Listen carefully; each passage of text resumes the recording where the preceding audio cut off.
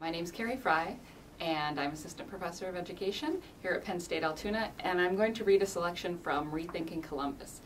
This book is actually about 20 years old, but it was recently banned this past January in Tucson, Arizona as part of a larger attack on the Mexican-American Studies program there.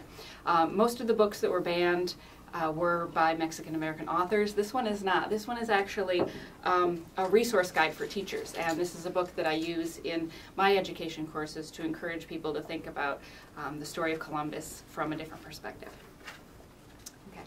I'm going to read a poem called Columbus Day by Jimmie Durham. And Durham is a Cherokee artist, poet, and native rights activist, and this poem is from a book called Columbus Day. In school, I was taught the names Columbus, Cortez, and Pizarro, a dozen other filthy murderers, a bloodline all the way to General Miles, Daniel Boone, and General Eisenhower. No one mentioned the names of even a few of the victims. But don't you remember Chask, whose spine was crushed so quickly by Mr. Pizarro's boot? What words did he cry into the dust?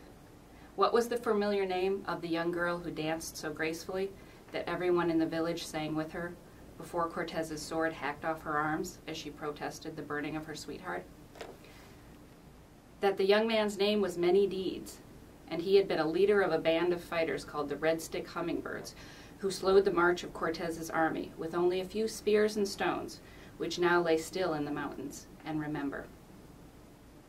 Green Rock Woman was the name of that lady who walked right up and spat in Columbus's face. We must remember that, and remember Laughing Otter, the Taino who tried to stop Columbus and was taken away as a slave.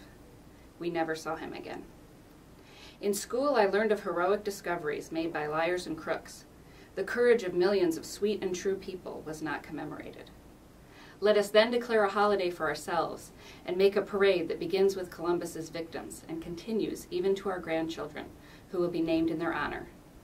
Because isn't it true that even the summer grass here in this land whispers those names? And every creek has accepted the responsibility of singing those names, and nothing can stop the wind from howling those names around the corners of the school. Why else would the birds sing so much sweeter than in other lands?